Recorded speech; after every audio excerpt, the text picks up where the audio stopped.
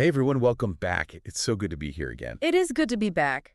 I don't know about you, but I am really looking forward to next week, Mm-hmm. getting to hear this Believe Quartet again and Pastor Danny Race. That'll be fantastic. Oh, yeah. They're back from vacation. I've missed them. Yeah, Um, but for now, I'm so glad you're here for this week's study. me too. Thanks for joining me as we kind of unpack Sabbath School lesson number 3, to be pleasing to God. Okay.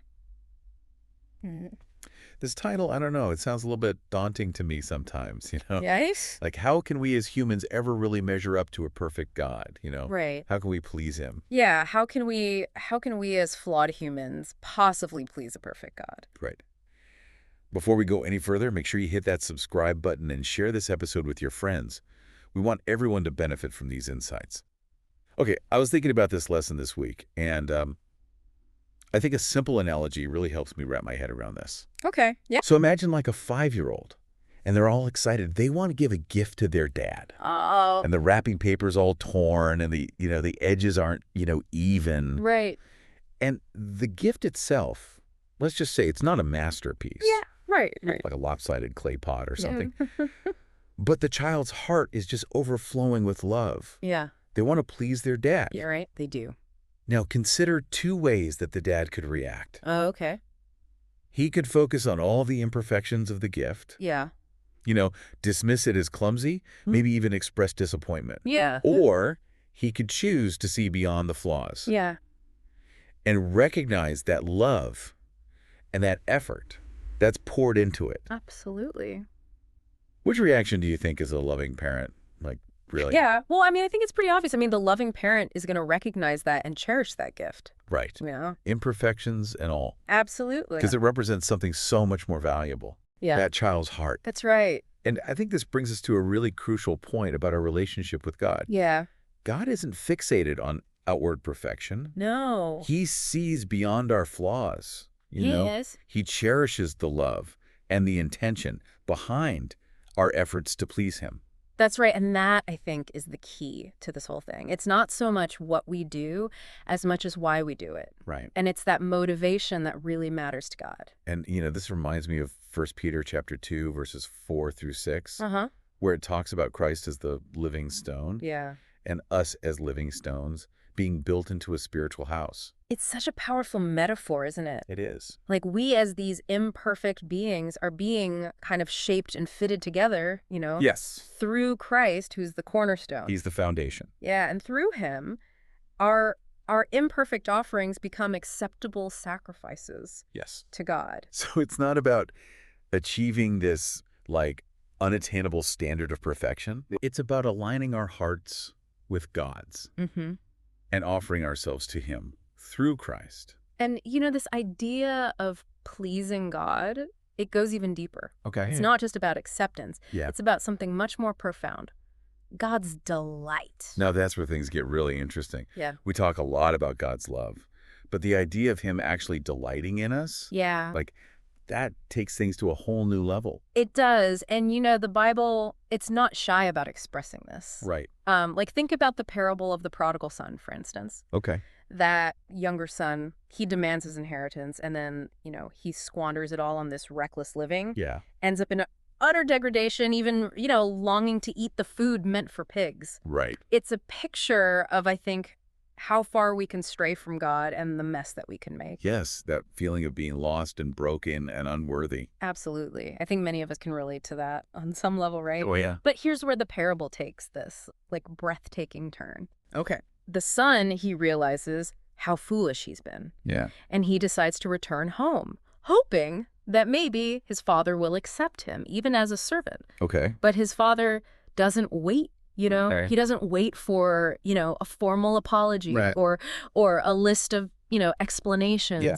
No, he runs to meet his son. It's such a beautiful image. It is. It's so powerful. Embraces him, throws a lavish feast to celebrate his return. Yeah. Imagine that scene, the father running towards his son, Right.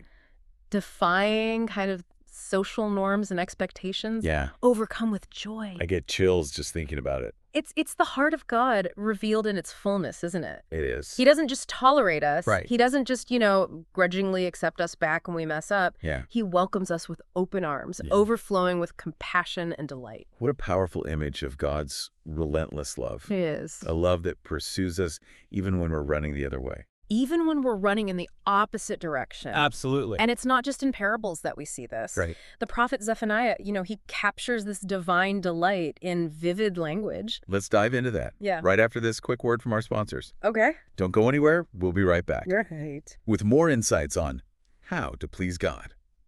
Sounds good.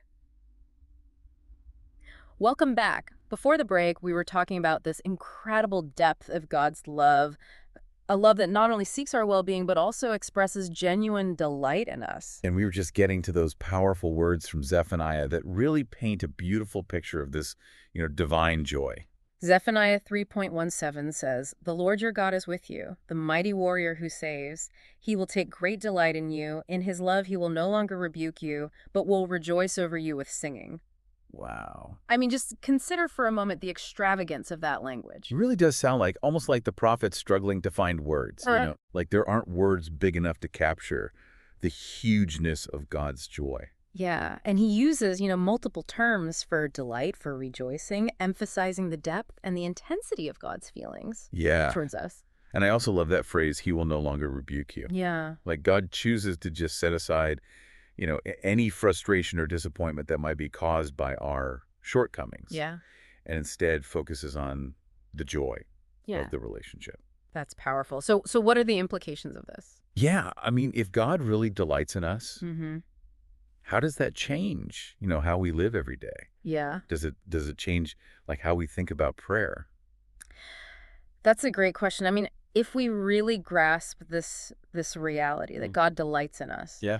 then prayer transforms from, just a duty or a desperate plea. Right. It becomes this joyful conversation Yes. with a loving Father who eagerly listens to our every word. It's less about presenting, a perfectly crafted petition or, Yeah. getting the words just right. Right. It's more about just sharing our heart, Yeah. our joys, our concerns, our fears, knowing that we are heard and we're cherished. Exactly. And it goes beyond prayer, doesn't it? Right. Like this understanding of God's delight, it should also transform our obedience. Yes. Instead of following rules out of fear or obligation, Right. we begin to see obedience as a natural response Yes. to a love that fills us with joy and gratitude. It's like a dance, Uh-huh. moving in harmony with the one who delights in us. Yeah. Not out of a sense of burden, but out of love and the desire to please him. Yeah. Beautiful. And this brings us back to another crucial aspect of pleasing God. Okay. And that is this idea of being living stones. Yeah, we touched on that earlier. Yeah. 1 Peter 2, Uh-huh. where it talks about us being built together as a spiritual house, Yeah. offering spiritual sacrifices through Jesus Christ. Yeah. But I'll admit, the idea of being a living stone, Yeah. it's a bit abstract to me sometimes. It's a powerful metaphor, though. Yeah.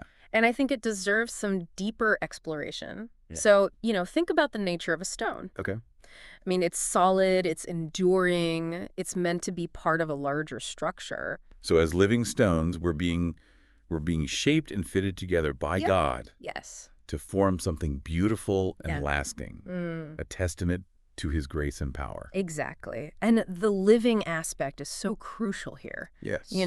It highlights that we're not static objects, Right. but we're dynamic beings, We can grow. infused with the life of Christ, capable of growth, Mm. transformation. This reminds me of John 15.5, where Jesus says, I am the vine, you are the branches. Yeah. If you remain in me and I in you, you will bear much fruit. Apart from me, you can do nothing. Yeah, what a great connection. Just as a branch draws its life from the vine. Yes. We draw our spiritual life, our purpose from Christ. Yes. And as we abide in him, as we allow his life to flow through us, we begin to bear fruit. Yes. That reflects his character Yes. and brings him glory. So being a living stone, it's not just about personal transformation. No. It's about our impact on the world around us. Absolutely. It's about being a part of something bigger than ourselves, something that contributes to God's grand design.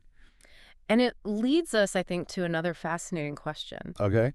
If God finds joy and delight in us, even in our flawed and imperfect state, Yeah. then what does this tell us about the connection between heaven and earth? That is a question. It is, isn't it? That deserves, I think, its own deep dive. It does. Let's explore that connection when we come back. Okay, sounds good. Welcome back to our deep dive into this week's lesson, To Be Pleasing to God. We've been unpacking this really amazing truth. The God who created everything actually delights in us. And I don't know about you, but that just blows my mind. It changes everything about, I think, how I relate to him. It really does. And before the break, we were talking about this question of, what does God's delight in us reveal about the connection between heaven and earth? Yeah, like if God, who is perfect and in heaven, can find genuine joy in us here on earth, it seems like, that says something pretty significant about how connected those two realms really are. Absolutely. I mean, it challenges this idea that God is, distant or indifferent to our lives. Right. It points to a God who's intimately involved in our world, Yeah. whose heart is moved by our actions, whose joy is amplified by our choices. And the Bible even goes so far as to say that even our smallest steps toward him, even our most feeble attempts to please him, Yeah. actually spark celebration in heaven. That's right. And it makes me think about that parable in Luke 15, the parable of the lost sheep, Oh, yeah. where Jesus describes the shepherd who leaves the 99 to go search for the one that's lost. Yeah, and when he finds it. He rejoices. He calls his neighbors together and says,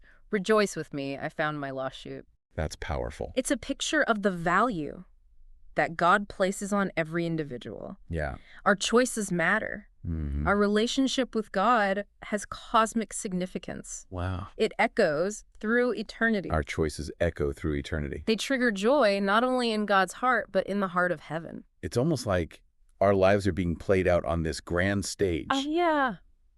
with heaven as the audience. And they're watching and they're celebrating every victory, Yeah. every step towards righteousness. So if our actions have consequences that reach that far, Yeah. if they really do resonate in the halls of heaven, how can we live in a way that consistently brings delight to God? It starts with recognizing the transformative power of his love. And it's not about striving. Right. It's not about earning his favor through endless good deeds or rigid rule following. Right. It's about surrendering to his grace, allowing his love to flow through us, Mhm. and trusting that he will empower us to live lives that please him. It really comes back to that childlike heart, doesn't it? Yes. That we talked about at the beginning. Uh-huh. That eagerness to please our loving Father, not out of fear or obligation, but out of love and gratitude. That's it.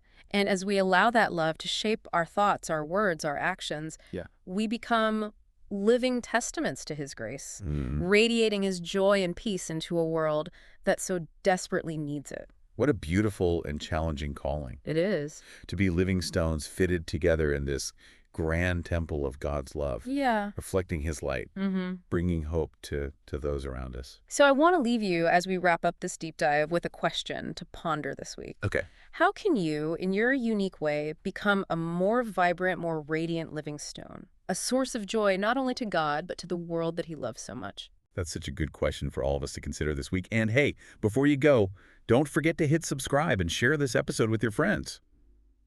Let's spread this incredible truth. God delights in us, and his love has the power to transform our lives and the world around us. Absolutely. Until next week, may you experience the fullness of God's delight in you.